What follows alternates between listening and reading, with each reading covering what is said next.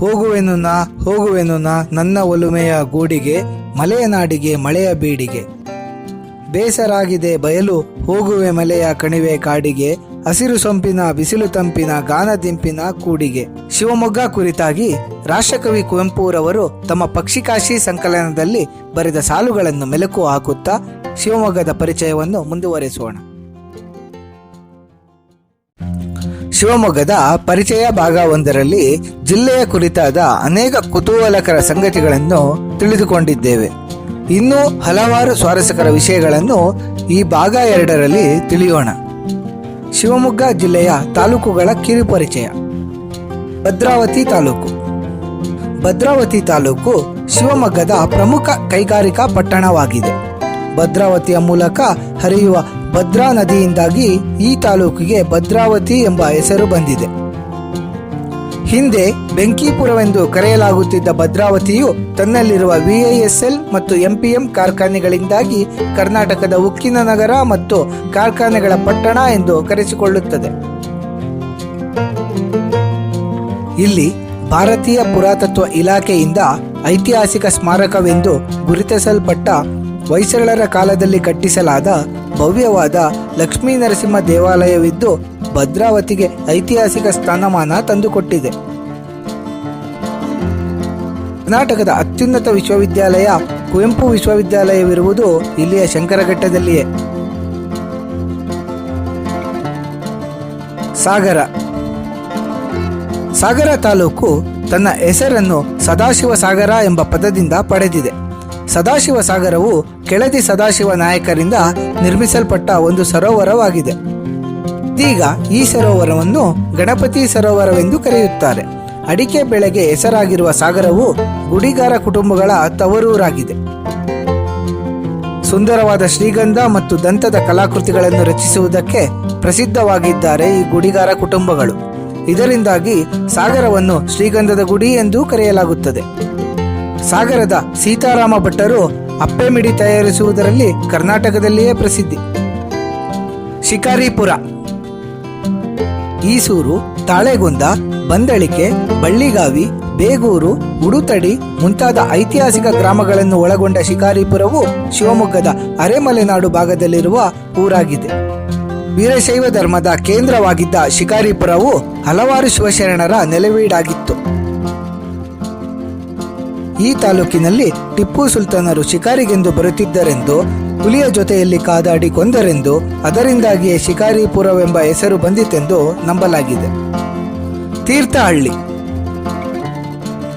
ರಾಷ್ಟ್ರಕವಿ ಕುವೆಂಪುರವರ ಹುಟ್ಟೂರು ಕುಪ್ಪಳ್ಳಿಯನ್ನು ತನ್ನ ಮಡಿಲಲ್ಲಿಟ್ಟುಕೊಂಡ ತೀರ್ಥಹಳ್ಳಿಯು ಸಹ್ಯಾದ್ರಿ ಪರ್ವತ ಸಾಲು ಮತ್ತು ದಟ್ಟ ಅರಣ್ಯಗಳ ಹಸಿರನ್ನು ಹೊಂದಿದೆ. ರಾಜ್ಯದಲ್ಲಿ ಹೆಚ್ಚು ಮಳೆ ಬೀಳುವ ಪ್ರದೇಶಗಳಲ್ಲಿ ಒಂದಾದ ತೀರ್ಥಹಳ್ಳಿಯು ಜೇನು ಸಾಕಾಣಿಕೆಗೆ ಹೆಸರುವಾಸಿಯಾಗಿದೆ. ಪರಶುರಾಮರು ತಮ್ಮ ತಾಯಿಯ ರುಂಡವನ್ನು ಕತ್ತರಿಸಿದ ನಂತರ ರಕ್ತಸಿಕ್ತವಾದ ಕೊಡಲಿಯನ್ನು ಈ ಸ್ಥಳದ ತುಂಗಾ ನದಿಯಲ್ಲಿ ತೊಳೆದು ಶುಚಿಗೊಳಿಸಿ ಪಾಪ ವಿಮೋಚನೆಗೊಂಡಿದ್ದರಿಂದ ಈ ಸ್ಥಳಕ್ಕೆ ತೀರ್ಥಹಳ್ಳಿ ಎಂಬ ಹೆಸರು ಬಂದಿದೆ. ತೀರ್ಥಹಳ್ಳಿಯಲ್ಲಿ 75 ವರ್ಷಗಳಷ್ಟು ಹಳೆಯದಾದ ತುಂಗಾ ಸೇತುವೆ ಇದೆ. ಇದನ್ನು 1943ರಲ್ಲಿ ಮೈಸೂರಿನ ಮಹಾರಾಜರಾದ ಜಯಚಾಮರಾಜೇಂದ್ರ ಒಡೆಯರ್ ಅವರು ಪ್ರಾರಂಭಿಸಿದ್ದರು ಎನ್ನಲಾಗಿದೆ. ಸೊರಬ. ಸೊರಬವು ಕೆಳದಿ ಸಂಸ್ಥಾನದ ಉಗಮ ಕೇಂದ್ರವಾಗಿದೆ. ಇದರ ಮೂಲ ಹೆಸರು ಸುರಭಿಪುರ. ಸುರಭಿ ಎಂದರೆ ಆಕಳು. ಹಿಂದೆ ಒಂದು ಆಕಳು ಹೋಗಿ ಪ್ರತಿದಿನ ಒಂದು ನಿರ್ದಿಷ್ಟ ಜಾಗದಲ್ಲಿ ಹಾಲನ್ನು ಸುರಿಸುತ್ತಿತ್ತಂತೆ. ಆ ಜಾಗವನ್ನು ಸ್ವಚ್ಛಗೊಳಿಸಿ ನೋಡಿದಾಗ ಅಲ್ಲಿ ರಂಗನಾಥರ ಮೂರ್ತಿ ಇತ್ತಂತೆ. ಅಲ್ಲಿಯೇ ರಂಗನಾಥ ದೇವಾಲಯವನ್ನು ಕಟ್ಟಲಾಯಿತು ಎಂದು ಹೇಳಲಾಗುತ್ತದೆ. ಸೊರಬವು ಶ್ರೀಗಂಧದ ಕರಕುಶಲ ಕಲೆಗೆ ಪ್ರಸಿದ್ಧಿಯಾಗಿದೆ. ಕೆಳದಿ ಸಾಮ್ರಾಜ್ಯದ ಉಗಮವಾದದ್ದು ಸೊರಬದ ಸಮೀಪದ ಕೆಳದಿಯಲ್ಲೇ. ಹೊಸನಗರ. ಕರ್ನಾಟಕದಲ್ಲೇ ಅತಿ ಹೆಚ್ಚು ಮಳೆ ಬೀಳುವ ಹುಲಿಕಲ್ ಪ್ರದೇಶವನ್ನು ಹೊತ್ತ ತಾಲೂಕು ಹೊಸನಗರ. ಈ ತಾಲೂಕಿನ ಬಿದನೂರು ಎಂಬ ನಗರವನ್ನು ಶಿವಪ್ಪ ನಾಯಕರು ತನ್ನ ಸಾಮ್ರಾಜ್ಯದ ರಾಜಧಾನಿಯಾಗಿರಿಸಿದ್ದರು ಎಂದು ನಂಬಲಾಗಿದೆ. ಜೈನರ ಯಾತ್ರಾ ಸ್ಥಳವಾದ ಹುಂಚವಿರುವುದು ಇದೇ ಹೊಸನಗರದಲ್ಲಿ. ಅನೇಕ ಜೈನ ಬಸದಿಗಳನ್ನು ಹೊಸನಗರವು ಹೊಂದಿದೆ. ಕಡೆಯ ತಾಲೂಕು ಶಿವಮೊಗ್ಗ ಜಿಲ್ಲಾ ಕೇಂದ್ರ. ಸಹ್ಯಾದ್ರಿ ಕಾಲೇಜು. ಶಿವಮೊಗ್ಗ ನಗರದ ಹೃದಯ ಭಾಗದಲ್ಲಿರುವ ಸಹ್ಯಾದ್ರಿ ಕಾಲೇಜು ಸಾಹಿತ್ಯ, ವಿಜ್ಞಾನ, ರಾಜಕೀಯ, ಶಿಕ್ಷಣ ಸೇರಿದಂತೆ ವಿವಿಧ ಕ್ಷೇತ್ರಗಳಿಗೆ ಹಲವಾರು ಗಣ್ಯರನ್ನು ಕೊಡುಗೆಯಾಗಿ ನೀಡಿದೆ. ಮೊದಲು 1941ರಲ್ಲಿ ಮೈಸೂರು ಮಹಾರಾಜ ಶ್ರೀ ಜಯಚಾಮರಾಜೇಂದ್ರ ಒಡೆಯರ್ ಅವರಿಂದ ಇಂಟರ್ಮೀಡಿಯೇಟ್ ಕಾಲೇಜಾಗಿ ಸ್ಥಾಪನೆಗೊಂಡು ನಂತರ 1956ರಲ್ಲಿ ಸರಕಾರಿ ಪ್ರಥಮ ದರ್ಜೆ ಕಾಲೇಜಾಗಿ ಉನ್ನತೀಕರಣಗೊಂಡಿತು. 1962ರಲ್ಲಿ ರಾಷ್ಟ್ರಕವಿ ಕುವೆಂಪುರವರು ಸಹ್ಯಾದ್ರಿ ಕಾಲೇಜು ಎಂದು ಮರುನಾಮಕರಣ ಮಾಡಿದರು. ಈ ಕಾಲೇಜಿನಲ್ಲಿ ಓದಿ ಉತ್ತುಂಗ ಸ್ಥಾನಕ್ಕೇರಿದವರಲ್ಲಿ ಪ್ರಮುಖರೆಂದರೆ ವಿಜ್ಞಾನ ಕ್ಷೇತ್ರದ ಶ್ರೇಷ್ಠ ಸಾಧಕ Bharat Ratna professor CNR Rao, Padmashri doctor BN Suresh, ಪ್ರಸಿದ್ಧ ಸಾಹಿತಿಗಳಾದ UR Ananthamurthy, P Lankesh, K Purnachandra Tejasvi, Girish Kasaravalli, KV Subbanna, ರಾಜಕೀಯ ಮುಖಂಡರುಗಳಾದ ಶಾಂತವೇರಿ ಗೋಪಾಲಗೌಡ, DS ಶಂಕರಮೂರ್ತಿ, ಆಯನೂರು ಮಂಜುನಾಥ್, ಮನೋವೈದ್ಯ ಡಾಕ್ಟರ್ ಅಶೋಕ್ ಪೈ, ಗಾಯಕ ಶಿವಮೊಗ್ಗ ಸುಬ್ಬಣ್ಣ ಮುಂತಾದವರು. ಶಿವಮೊಗ್ಗ ಜಿಲ್ಲೆಯಲ್ಲಿ ಅನೇಕ ಜಲಪಾತಗಳು, ಗಿರಿಶಿಖರಗಳು, ವನ್ಯಜೀವಿ ಸಂರಕ್ಷಣಾ ತಾಣಗಳು, ನದಿಗಳು ಹಾಗೂ ಅಣೆಕಟ್ಟುಗಳು, ಪುರಾತನ ಮತ್ತು ಐತಿಹಾಸಿಕ ಸ್ಥಳಗಳು, ದೇವಾಲಯಗಳು ಮತ್ತು ಇತರೆ ಆಕರ್ಷಣೆಗಳಿವೆ. ಅವುಗಳನ್ನು ಒಂದೊಂದಾಗಿ ನೋಡುತ್ತಾ ಹೋಗೋಣ. ಜಲಪಾತಗಳು. ಜೋಗ್ ಜಲಪಾತ ಭಾರತ ದೇಶದ 2ನೇ ಅತಿ ಎತ್ತರದ ಜಲಪಾತವೆಂದು ಪ್ರಸಿದ್ಧಿ ಪಡೆದ ಜೋಗ್ ಜಲಪಾತವು ಶಿವಮೊಗ್ಗ ಜಿಲ್ಲೆಯ ಸಾಗರದಲ್ಲಿದೆ. ಗೇರುಸೊಪ್ಪಿನ ಜಲಪಾತವೆಂದೂ ಕರೆಯಲಾಗುವ ಜೋಗದಲ್ಲಿ ಶರಾವತಿ ನದಿಯು ಸುಮಾರು 830 ಅಡಿ ಎತ್ತರದಿಂದ ರಾಜ, ರಾಣಿ, ರೋರರ್, ರಾಕೆಟ್ಗಳೆಂಬ 4 ಕವಲುಗಳಾಗಿ ಧುಮ್ಮಿಕ್ಕುತ್ತದೆ. ಮಾನವನಾಗಿ ಹುಟ್ಟಿದ ಮೇಲೆ ಏನೇನ್ ಕಂಡಿ, ಸಾಯೋದ್ರೊಳಗೆ ಒಮ್ಮೆ ನೋಡು ಜೋಗಾದ್ಗುಂಡಿ ಎಂಬ ಕವಿತೆಯ ಸಾಲುಗಳು ಜೋಗಿನ ರುದ್ರರಮಣೀಯ ಸೌಂದರ್ಯಕ್ಕೆ ಹಿಡಿದ ಕನ್ನಡಿಯಂತಿದೆ. ಹಿಡ್ಲುಮನೆ ಜಲಪಾತ ಹೊಸನಗರ ನಿಟ್ಟೂರಿನ ಸಮೀಪ ಕೊಡಚಾದ್ರಿ ಮಗ್ಗುಲಲ್ಲಿರುವ ಮೂಕಾಂಬಿಕೆ ಸಂರಕ್ಷಿತ ಅರಣ್ಯ ಪ್ರದೇಶದಲ್ಲಿದೆ ಹಿಡ್ಲುಮನೆ ಜಲಪಾತ. ಸೌಪರ್ಣಿಕಾ ನದಿಯು 7 ಹಂತಗಳಲ್ಲಿ ಧುಮ್ಮಿಕ್ಕಿ ಹರಿದು ಈ ಜಲಪಾತವನ್ನು ಸೃಷ್ಟಿಸಿದ್ದಾಳೆ. ಚಾರಣಿಗರಿಗೆ ಸ್ವರ್ಗದಂತಿದೆ ಈ ಜಲಪಾತ. ಕುಂಚಿಕಲ್ ಜಲಪಾತ ಶಿವಮೊಗ್ಗ ಜಿಲ್ಲೆಯ ಆಗುಂಬೆಯಲ್ಲಿರುವ ಕುಂಚಿಕಲ್ ಜಲಪಾತವು ದೇಶದ ಎತ್ತರದ ಮತ್ತು ಅತಿ ಹೆಚ್ಚು ಕವಲುಗಳು ಹೊಂದಿರುವ ಜಲಪಾತಗಳಲ್ಲಿ ಒಂದಾಗಿದೆ. ಇದು 1493 ಅಡಿಯಷ್ಟು ಎತ್ತರದಿಂದ ಧುಮುಕುತ್ತದೆ. ಈ ಜಲಪಾತವು ವಾರಾಹಿ ನದಿಯಿಂದ ಸೃಷ್ಟಿಯಾಗಿದೆ. ಹಲವಾರು ಸಣ್ಣ ಜಲಪಾತಗಳ ಮಧ್ಯೆ ಗಂಭೀರವಾಗಿ ಧುಮುಕುವ ಕುಂಚಿಕಲ್ ಜಲಪಾತದ ಭವ್ಯತೆಯನ್ನು ನೋಡಿಯೇ ಅನುಭವಿಸಬೇಕು. ಹುಲಿಕಲ್ ಘಾಟ್ ಹೊಸನಗರ ತಾಲೂಕಿನಲ್ಲಿರುವ ಹುಲಿಕಲ್ ಘಾಟ್ ಅತಿ ಹೆಚ್ಚು ಮಳೆಗೆ ಪ್ರಸಿದ್ಧಿಯಾಗಿದೆ. ನಿರಂತರ ಮಳೆಯಿಂದಾಗಿ ರಸ್ತೆ ತಿರುವುಗಳ ಮಧ್ಯೆ ಸಣ್ಣ ಸಣ್ಣ ಜಲಧಾರೆಗಳು ಚಿಮ್ಮುತ್ತವೆ. ರಸ್ತೆಗಳ ಮಧ್ಯೆ ಬಂಡೆಗಳ ಮೇಲಿನಿಂದ ಹರಿಯುವ ಜಲಧಾರೆಯು ವಾಹನಗಳಿಗೆ ತೊಡಕಾದರೂ ಪ್ರವಾಸಿಗರಿಗೆ ರೋಮಾಂಚನವನ್ನು ಉಂಟು ಮಾಡುತ್ತವೆ. ದಬ್ಬೆ ಜಲಪಾತ ಹೊಸಗದ್ದೆ ಸಮೀಪವಿರುವ ದಬ್ಬೆ ಜಲಪಾತವು ಬೆಟ್ಟಗುಡ್ಡಗಳ ಮಧ್ಯದಲ್ಲಿದ್ದು ಪ್ರಕೃತಿಯ ನಿರ್ಮಲವಾದ ಸೌಂದರ್ಯದಿಂದ ಸುತ್ತುವರೆದಿದೆ. ಈ ದಬ್ಬೆ ಜಲಪಾತವನ್ನು ನೋಡಿದವರು ಅದೃಷ್ಟವಂತರೆಂದೇ ಕರೆಸಿಕೊಳ್ಳುತ್ತಾರೆ ಎನ್ನುವುದು ಈ ಜಲಪಾತದ ವಿಶೇಷ. ದಟ್ಟ ಕಾಡಿನ ಮಧ್ಯೆ ಸಣ್ಣ ಕಣಿವೆಗೆ ಧುಮ್ಮಿಕ್ಕುವ ನೀರಿನ ಸುಂದರ ದೃಶ್ಯವನ್ನು ನೋಡುವುದೇ ಒಂದು ರೋಮಾಂಚಕ ಅನುಭವ. ಭೀಮೇಶ್ವರ ಜಲಪಾತ ಮತ್ತು ಭೀಮೇಶ್ವರ ದೇವಾಲಯ ಸಾಗರದಿಂದ ಭಟ್ಕಳ ಮಾರ್ಗವಾಗಿ ಕೋಗಾರ್ ರಕ್ಷಿತ ಅರಣ್ಯ ಪ್ರದೇಶದಲ್ಲಿ ಸಿಗುವ ಭೀಮೇಶ್ವರವು ಪುರಾತನ ಕಾಲದ ಗುಹಾಂತರ ದೇವಾಲಯವಾಗಿದೆ. ಪಾಂಡವರ ಅಜ್ಞಾತವಾಸದಲ್ಲಿ ಧರ್ಮರಾಯರ ಮಾರ್ಗದರ್ಶನದಲ್ಲಿ ಭೀಮನು ಶಿವಲಿಂಗವನ್ನು ಸ್ಥಾಪಿಸಿದನೆಂದು, ಅರ್ಜುನನು ಬೆಟ್ಟಕ್ಕೆ ಬಾಣ ಬಿಟ್ಟು ನೀರು ಚಿಮ್ಮಿಸಿದನೆಂದು ಹೇಳಲಾಗಿದೆ. ಅರ್ಜುನನಿಂದ ನಿರ್ಮಿಸಲ್ಪಟ್ಟಿದೆ ಎನ್ನಲಾದ ಈ ಜಲಪಾತವು ಬೇಸಿಗೆಯಲ್ಲೂ ಬತ್ತುವುದಿಲ್ಲ. ಶಿವಮೊಗ್ಗದ ಇತರೆ ಹೆಸರುವಾಸಿ ಜಲಪಾತಗಳು. ಬರ್ಕಣ ಜಲಪಾತ ಇದು ಭಾರತದ 11ನೇ ಅತಿ ಎತ್ತರದ ಜಲಪಾತವಾಗಿದೆ. ಕೂಡ್ಲು ತೀರ್ಥ ಜಲಪಾತ, ಅಚ್ಚಕನ್ಯೆ ಜಲಪಾತ, ಒನಕೆ ಅಬ್ಬಿ ಜಲಪಾತ, ಜೋಗಿಗುಂಡಿ ಜಲಪಾತ, ಗಿರಿ ಶಿಖರಗಳು, ಕೊಡಚಾದ್ರಿ ಬೆಟ್ಟ. ಕೊಡಚಾದ್ರಿ ಬೆಟ್ಟವು ಚಾರಣ ಪ್ರಿಯರಿಗೆ ಹೇಳಿ ಮಾಡಿಸಿದ ತಾಣ. ಸಮುದ್ರ ಮಟ್ಟದಿಂದ 1340 ಮೀಟರ್ ಎತ್ತರವಿರುವ ಕೊಡಚಾದ್ರಿ ಕರ್ನಾಟಕ ಸರ್ಕಾರದಿಂದ ಪಾರಂಪರಿಕ ನೈಸರ್ಗಿಕ ಸ್ಥಳದ ಮಾನ್ಯತೆಯನ್ನು ಪಡೆದಿದೆ. ಕೊಡಚ ಮತ್ತು ಆದ್ರಿ ಎಂಬ ಪದಗಳಿಂದ ಕೊಡಚಾದ್ರಿ ಎಂಬ ಹೆಸರು ಬಂದಿದೆ. ಕೊಡಚ ಎಂದರೆ ಗಿರಿಮಲ್ಲಿಗೆ ಹಾಗೂ ಆದ್ರಿ ಎಂದರೆ ಪರ್ವತ ಎಂದಾಗುತ್ತದೆ. ಇಲ್ಲಿ ಅಪಾರವಾಗಿ ಕಂಡುಬರುವ ಗಿರಿಮಲ್ಲಿಗೆ ಹೂವುಗಳಿಂದ ಇದಕ್ಕೆ ಕೊಡಚಾದ್ರಿ ಎಂಬ ಹೆಸರು ಬಂದಿದೆ. ಜಗದ್ಗುರು ಆದಿಶಂಕರಾಚಾರ್ಯರು ಕೊಡಚಾದ್ರಿಗೆ ಭೇಟಿ ನೀಡಿ ಕೆಲಕಾಲ ಧ್ಯಾನಿಸಿದ್ದರು. ನಡೆದಾಡುವ ವಿಶ್ವಕೋಶ ಎಂದು ಪ್ರಸಿದ್ಧಿಯಾಗಿದ್ದ ದಿವಂಗತ ಸಾಹಿತಿಗಳು ಶಿವರಾಮ ಕಾರಂತರು ಕೊಡಚಾದ್ರಿಗೆ ಚಾರಣ ಮಾಡಿ ಕೊಡಚಾದ್ರಿಯನ್ನು ಚಂದದ ತಾಣ ಎಂದು ಕರೆದಿದ್ದಾರೆ. ಆಗುಂಬೆ ದಕ್ಷಿಣದ ಚಿರಾಪುಂಜಿ ಎಂದೇ ಪ್ರಸಿದ್ಧಿಯನ್ನು ಪಡೆದ ಆಗುಂಬೆಯಲ್ಲಿ ಅದ್ಭುತ ಸೂರ್ಯೋದಯ ಹಾಗೂ ಸೂರ್ಯಾಸ್ತದ ದೃಶ್ಯಾವಳಿಯನ್ನು ಸವಿಯಲು ದೇಶದ ವಿವಿಧೆಡೆ ಅಲ್ಲದೆ ವಿದೇಶಗಳಿಂದಲೂ ಕೂಡ ಪ್ರವಾಸಿಗರು ಭೇಟಿ ನೀಡುತ್ತಾರೆ. ಕುಂದಾದ್ರಿ ಬೆಟ್ಟ ಸಮುದ್ರ ಮಟ್ಟದಿಂದ ಸುಮಾರು 3,500 ಅಡಿ ಎತ್ತರದಲ್ಲಿರುವ ಕುಂದಾದ್ರಿ ಬೆಟ್ಟ ಜೈನರ ಪ್ರಾಚೀನ ಪವಿತ್ರ ಕ್ಷೇತ್ರವಾಗಿದೆ. ಸಮುದ್ರ ಮಟ್ಟದಿಂದ ಅತಿ ಎತ್ತರದಲ್ಲಿರುವುದರಿಂದ ಇಲ್ಲಿನಿಂದ ಪ್ರಕೃತಿಯನ್ನು ವೀಕ್ಷಿಸುವುದೇ ಹಬ್ಬ. ಈ ಬೆಟ್ಟದಲ್ಲಿರುವ ಪಾರ್ಶ್ವನಾಥ ಜೈನಾಲಯ ಅತ್ಯಂತ ಪ್ರಸಿದ್ಧಿ ಪಡೆದಿದೆ. ವನ್ಯಜೀವಿ ಸಂರಕ್ಷಣಾ ತಾಣಗಳು: ತ್ಯಾವರೆಕೊಪ್ಪ ಸಿಂಹ ಮತ್ತು ಹುಲಿ ಸಫಾರಿ. ಸುಮಾರು 200 ಹೆಕ್ಟೇರ್ ಪ್ರದೇಶದಲ್ಲಿ ಹರಡಿಕೊಂಡಿರುವ ಈ ವನ್ಯಧಾಮದಲ್ಲಿ ಸಿಂಹ ಮತ್ತು ಹುಲಿಗಳಷ್ಟೇ ಅಲ್ಲದೆ ಕರಡಿ, ಜಿಂಕೆ, ಸಾರಂಗ, ಸಾಂಬಾರ್, ಕಡವೆ ಮುಂತಾದ ಹಲವು ವನ್ಯಜೀವಿಗಳನ್ನು ಕಾಣಬಹುದು. ಅರಣ್ಯ ಇಲಾಖೆಯವರು 1988ನೇ ಇಸವಿಯಿಂದ ಹುಲಿ ಸಿಂಹ ಸಫಾರಿಯನ್ನು ಆಯೋಜಿಸಿದ್ದಾರೆ. ಮಂಡಗದ್ದೆ ಪಕ್ಷಿಧಾಮ ಇದು ಪಕ್ಷಿ ಪ್ರೇಮಿಗಳಿಗೆ ಆರಾಧ್ಯ ಸ್ಥಳ. ತುಂಗಾ ನದಿಯ ಮಧ್ಯದಲ್ಲಿರುವ ಈ ದ್ವೀಪ ವಿವಿಧ ಪ್ರಭೇದದ ಪಕ್ಷಿಗಳ ಆಶ್ರಯ ತಾಣ. ಇಲ್ಲಿನ ಬಾನಾಡಿಗಳ ದೃಶ್ಯಕಾವ್ಯ ಇಂಥವರನ್ನು ಮಂತ್ರಮುಗ್ಧರನ್ನಾಗಿ ಮಾಡುತ್ತದೆ.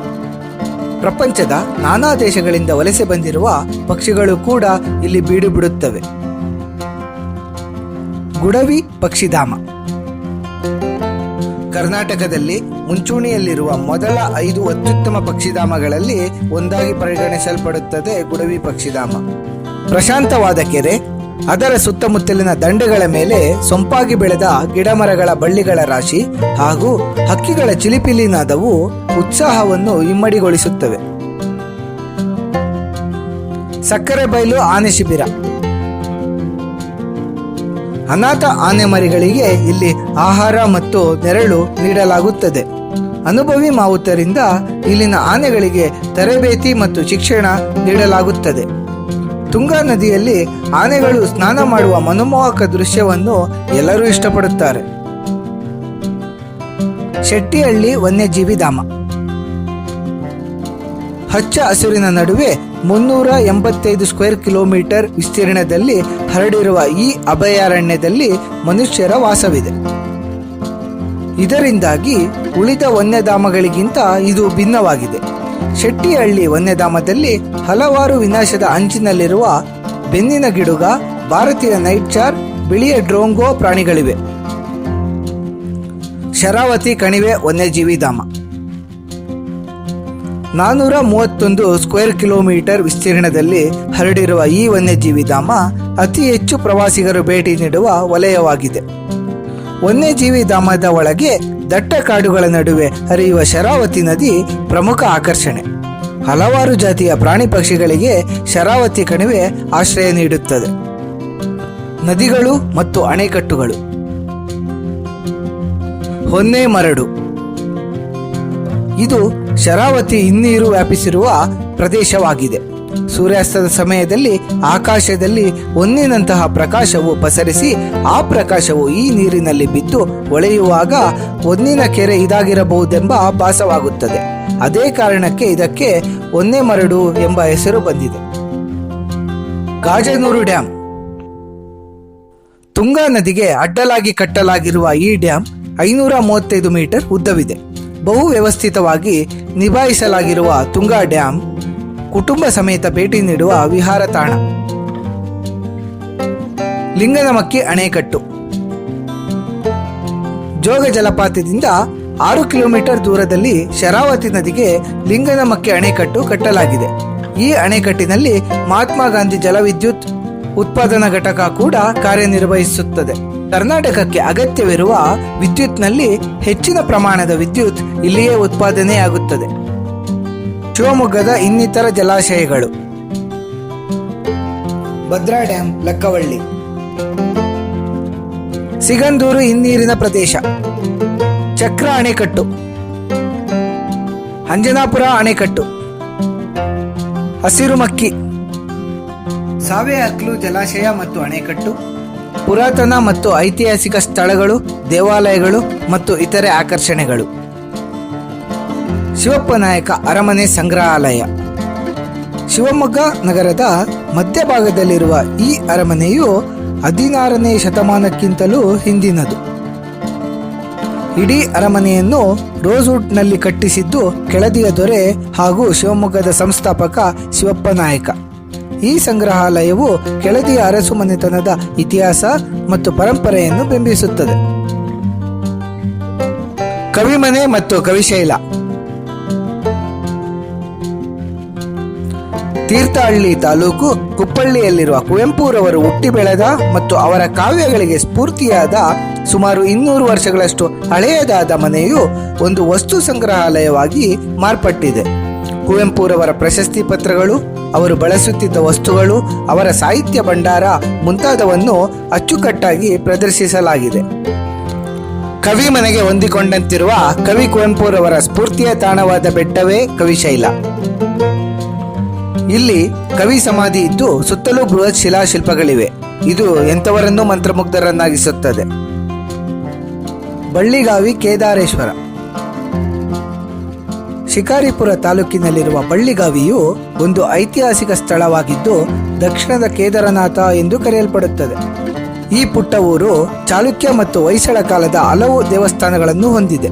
ಇಲ್ಲಿ ಕೇದಾರೇಶ್ವರ ದೇವಾಲಯದಲ್ಲಿರುವ ಲಿಂಗವನ್ನು ಚಾಲುಕ್ಯರು ಪ್ರತಿಷ್ಠಾಪಿಸಿದರೆ, ಹೊಯ್ಸಳರು ದೇವಾಲಯವನ್ನು ತ್ರಿಕೂಟೇಶ್ವರ ಶೈಲಿಯಲ್ಲಿ ನಿರ್ಮಿಸಿ ಪೂರ್ಣಗೊಳಿಸಿದ್ದರು ಎಂದು ನಂಬಲಾಗಿದೆ.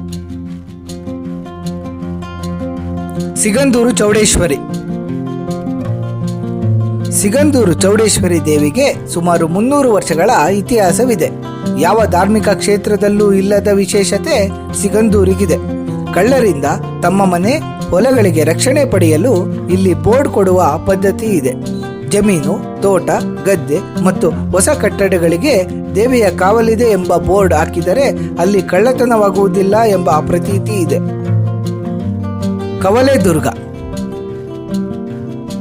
ಇದು ಮೂಲತಃ ಬೆಟ್ಟದ ಮೇಲಿರುವ ಕೋಟೆ ಪ್ರದೇಶವಾಗಿದ್ದು ತನ್ನ ಸುತ್ತಲಿರುವ ಆಕರ್ಷಕ ಪರಿಸರ ಹಾಗೂ ತನ್ನ ಐತಿಹಾಸಿಕ ರಚನೆಗೆ ಹೆಸರುವಾಸಿಯಾಗಿದೆ. ಅಂಬುತೀರ್ಥ. ಜೋಗ ಜಲಪಾತವನ್ನು ನಿರ್ಮಿಸಿರುವ ಶರಾವತಿ ನದಿಯ ಉಗಮ ಸ್ಥಾನವೇ ಅಂಬುತೀರ್ಥ.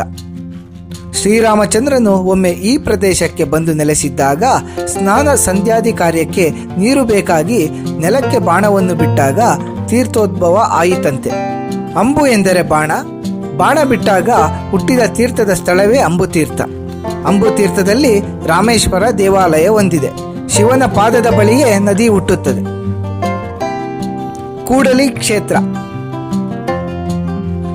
ಕೂಡಲಿಯು ತುಂಗಾ ಹಾಗೂ ಭದ್ರಾ ನದಿಗಳ ಸಂಗಮ ಕ್ಷೇತ್ರವಾಗಿದೆ.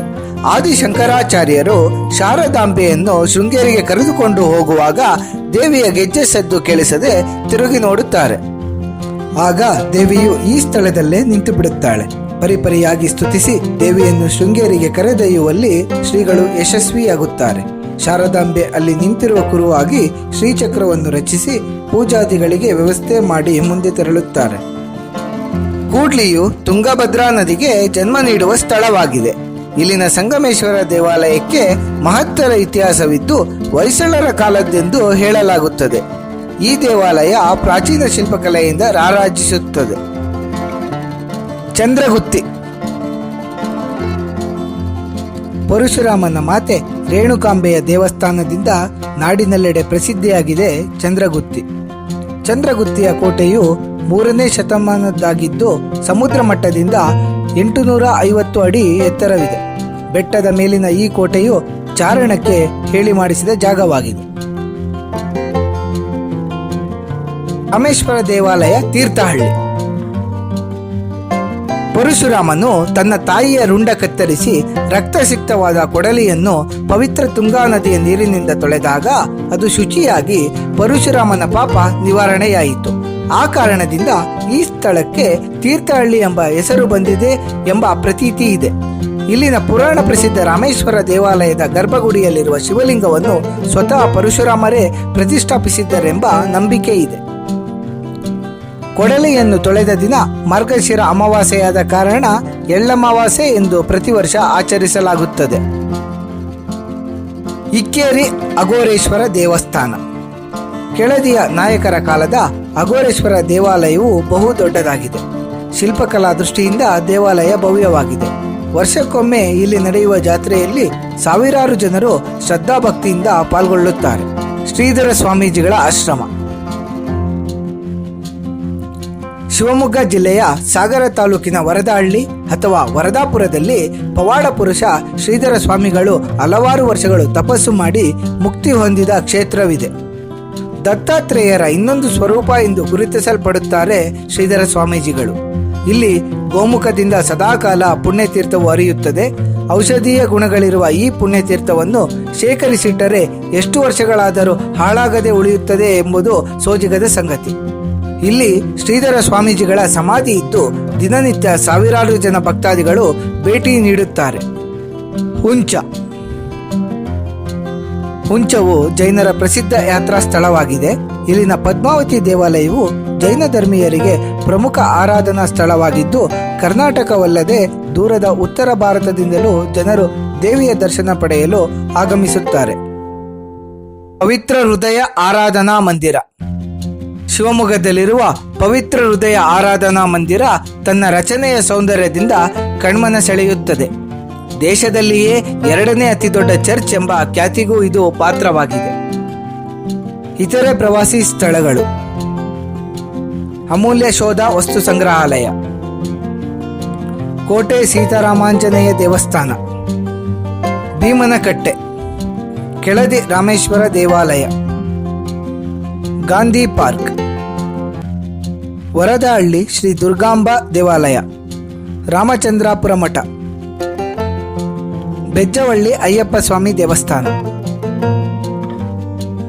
ಶಿವಮೊಗ್ಗದ ಖ್ಯಾತನಾಮರು: ಕನ್ನಡದ ಮೊದಲ ಜ್ಞಾನಪೀಠ ವಿಜೇತ ಕವಿ ಕೆ.ವಿ. ಪುಟ್ಟಪ್ಪ, ಖ್ಯಾತ ಲೇಖಕರಾದ ಕೆ. ಪೂರ್ಣಚಂದ್ರ ತೇಜಸ್ವಿ, ತೀರ್ಥಹಳ್ಳಿಯ ಕ್ಷೇಮಪುರ ಎಂಬಲ್ಲಿ ಜನಿಸಿದ ಪುರಂದರದಾಸರು, ತರಳಬಾಳು ಮಠಾಧೀಶರಾದ ಶ್ರೀ ಶಿವಮೂರ್ತಿ ಶಿವಾಚಾರ್ಯ ಸ್ವಾಮೀಜಿ ಸಿರಿಗೆರೆ, ಜನಮೆಚ್ಚಿದ ನಾಯಕ ಕರ್ನಾಟಕದ 3ನೇ ಮುಖ್ಯಮಂತ್ರಿ ಕಡಿದಾಳ್ ಮಂಜಪ್ಪನವರು, ಖ್ಯಾತ ರಾಜಕಾರಣಿ ಕಿಮ್ಮನೆ ರತ್ನಾಕರ್, ಪ್ರಸಿದ್ಧ ರಾಜಕಾರಣಿ ಆಯನೂರ್ ಮಂಜುನಾಥ್, ಖ್ಯಾತ ರಾಜಕಾರಣಿ ಶಾಂತವೇರಿ ಗೋಪಾಲಗೌಡ, ಮಾನಸಿಕ ರೋಗ ತಜ್ಞರು ಮತ್ತು ಚಲನಚಿತ್ರ ನಿರ್ಮಾಪಕರು ಡಾಕ್ಟರ್ ಅಶೋಕ್ ಪೈ, ಪ್ರಸಿದ್ಧ ಚಲನಚಿತ್ರ ನಟ ಟೈಗರ್ ಪ್ರಭಾಕರ್, ಚಿತ್ರನಟ ಅರುಣ್ ಸಾಗರ್, ಚಲನಚಿತ್ರ ನಿರ್ದೇಶಕರಾದ ಎಸ್ ನಾರಾಯಣ್, ಖ್ಯಾತ ಲೇಖಕಿ ಎಂ.ಕೆ. ಇಂದಿರಾ, ಖ್ಯಾತ ಬರಹಗಾರರು ದಿನಕ್ಕೊಂದು ಕತೆಗೆ ಹೆಸರುವಾಸಿಯಾದ ಡಾಕ್ಟರ್ ಅನುಪಮಾ ನಿರಂಜನ, ಪ್ರಸಿದ್ಧ ಕವಿ ಎನ್.ಎಸ್. ಲಕ್ಷ್ಮೀನಾರಾಯಣ ಭಟ್ಟ, ಮಾಜಿ ಕ್ರಿಕೆಟಿಗ ಗುಂಡಪ್ಪ ರಂಗನಾಥ್ ವಿಶ್ವನಾಥ್, ಚಲನಚಿತ್ರ ನಿರ್ದೇಶಕರು ಕೂಡ್ಲು ರಾಮಕೃಷ್ಣ. ನಿಮಗೆ ಈ ವಿಡಿಯೋ ಇಷ್ಟವಾಗಿದ್ದಲ್ಲಿ ಲೈಕ್ ಮಾಡಿ, ಶೇರ್ ಮಾಡಿ ಹಾಗೂ ಸಬ್ಸ್ಕ್ರೈಬ್ ಮಾಡಿ ಮತ್ತು ಬೆಲ್ ಬಟನ್ ಒತ್ತುವುದನ್ನು